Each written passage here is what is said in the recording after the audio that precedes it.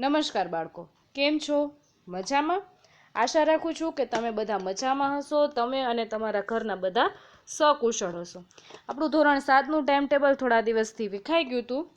Lectures પ્રમાણે આપણા નહોતા આવતા, ટાઈમ ટેબલ પ્રમાણે આપણા લેક્ચર્સ નહોતા આવતા, આડાવડા દિવસ આવતા હતા, વચમાં પાછું ઓનલાઈન એજ્યુકેશન બંધ થઈ ગયું. તો ઘણા પ્રશ્નો હતા, પણ એ બધામાં આપણે પડવું નથી.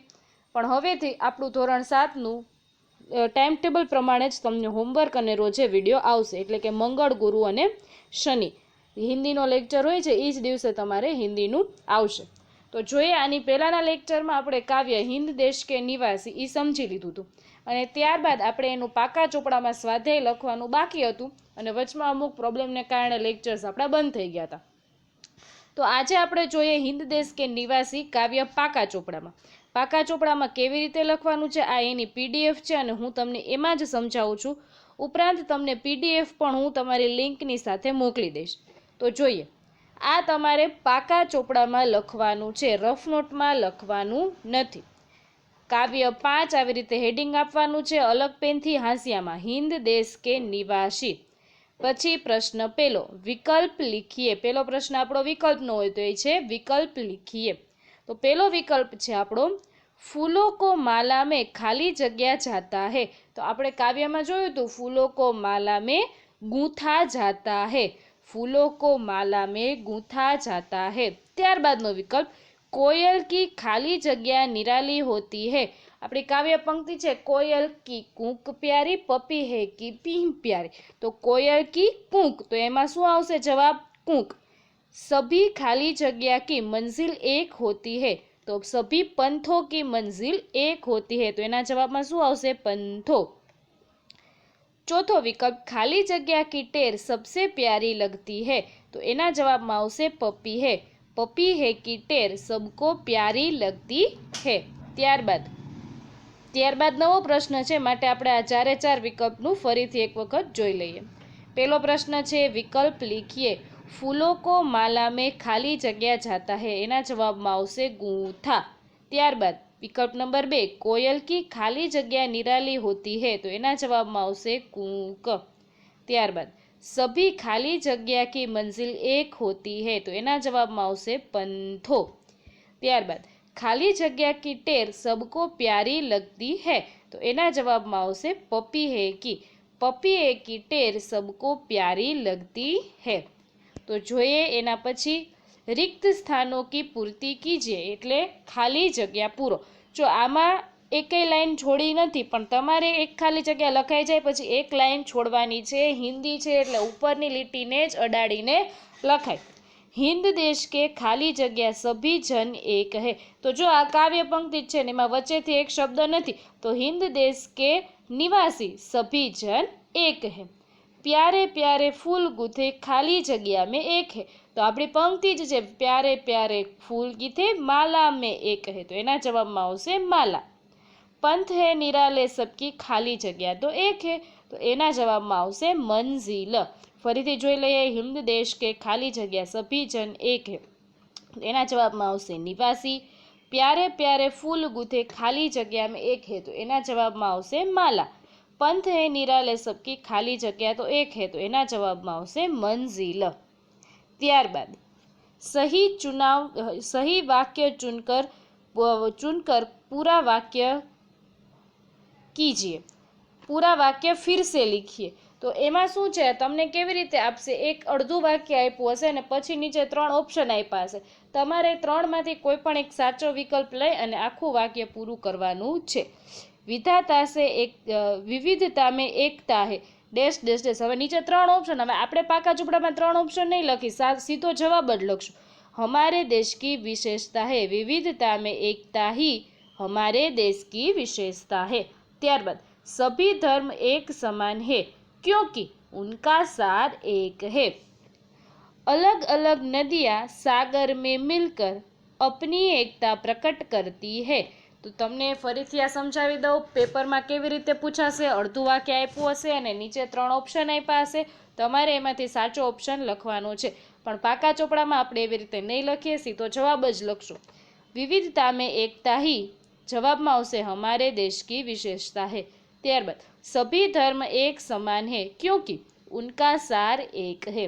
ત્યારબાદ अलग अलग नदियाँ सागर में मिलकर अपनी एकता प्रकट करती है।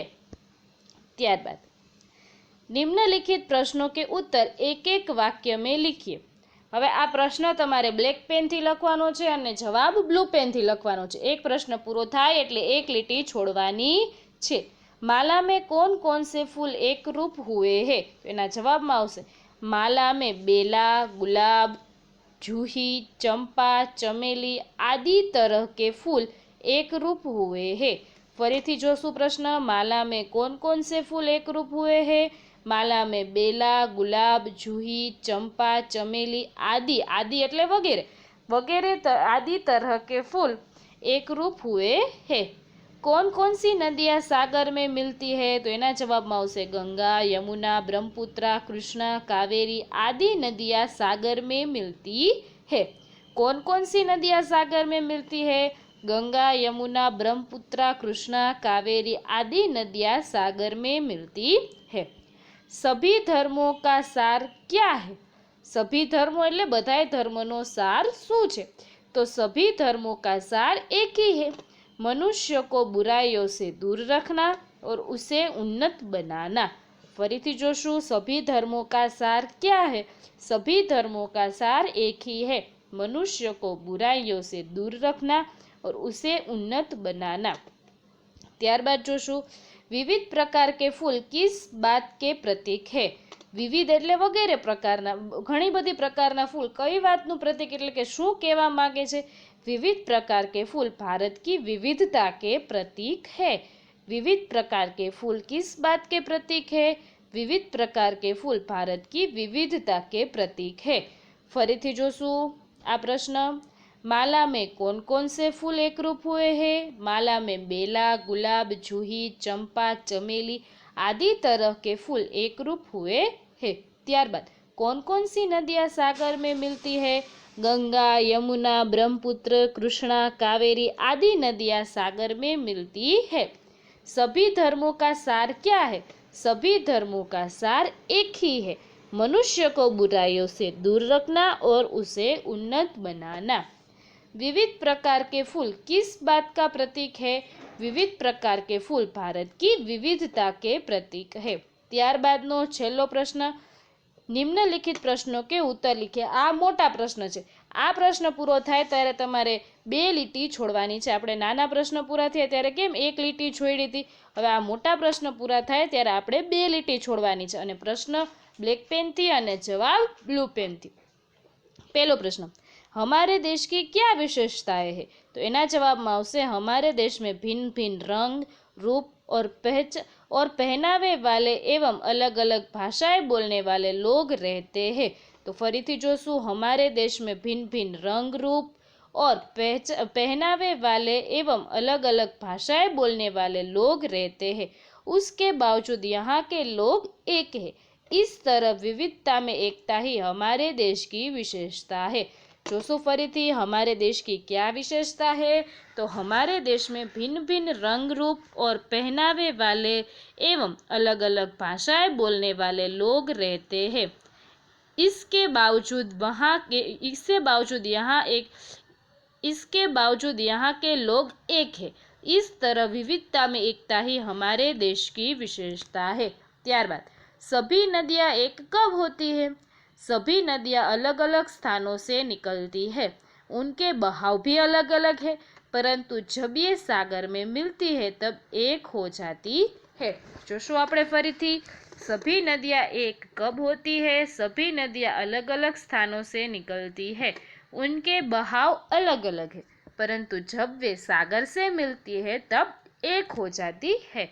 जोशो ત્યારબાદનો प्रश्न, हिंदवासियों में कैसी विविधता पाई जाती है? तो एना जवाब में हिंदवासी अलग अलग रंग और रूप के होते हैं, उनके पहनावे अलग अलग होते हैं, वे अलग अलग भाषा बोलते हैं, वे अलग अलग धर्मों को मानते हैं। इस प्रकार हिंदवासियों में अनेक प्रकार की विविधता पाई जाती है। फरीथी जोशु, हिंदवासी में कैसी विविधता पाई जाती है? तो हिंदवासी में अलग अलग रंग और रूप अलग अलग रूप के हैं, हिंदवासी अलग अलग रंग और रूप के हैं, उनके पहनावे अलग अलग है, वे अलग अलग भाषा बोलते हैं, वे अलग अलग धर्म को मानते हैं।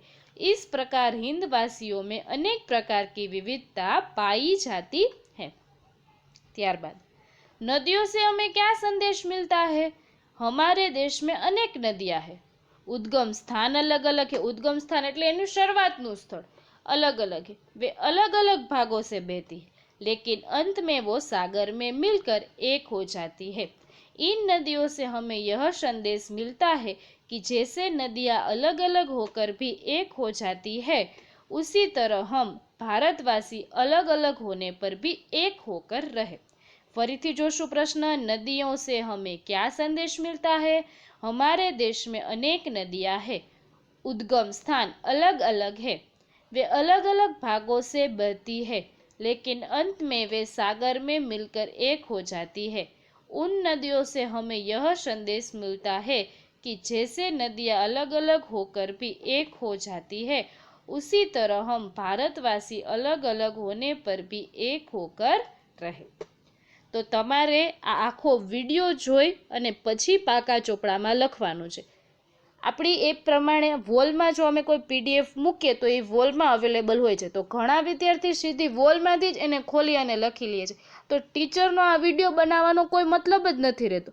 તો તમારે કમ્પલસરી વિડીયો જોઈ અને હોમવર્ક કરવાનું રહેશે। ને ઘણી વસ્તુ જે છે ખાલી આ પીડીએફમાં લખેલી નથી, એવી ઘણી સૂચના, જેમ કે મોટા પ્રશ્નમાં 2 લીટી છોડવાની છે, નાના પ્રશ્નમાં 1 લીટી, બ્લેક પેનથી પ્રશ્ન, બ્લુ પેનથી જવાબ, કેવી રીતે હેડિંગ મારવાનું છે, એ બધી સૂચના મેં આમાં આપેલી છે, જે પીડીએફમાં નથી। હું તમારું હોમવર્ક આવશે ત્યારે હોમવર્ક જોઈને જ કહી દઈશ કે આ પીડીએફ જોઈને કરેલું હોમવર્ક છે કે વિડીયો જોઈને કરેલું હોમવર્ક છે। તો મહેરબાની કરી અને પીડીએફ જોઈને નહીં પણ વિડીયો જોઈ અને હોમવર્ક કરવું। આશા રાખું છું કે તમે સારા અક્ષરે પાકા ચોપડામાં હોમવર્ક કરી હિન્દીના પ્રશ્ન જવાબ અને પાઠના પાકા ચોપડામાં આ હોમવર્ક કરવાનું છે, અને તમે મને મોકલવાનું ભૂલશો નહીં। આવજો।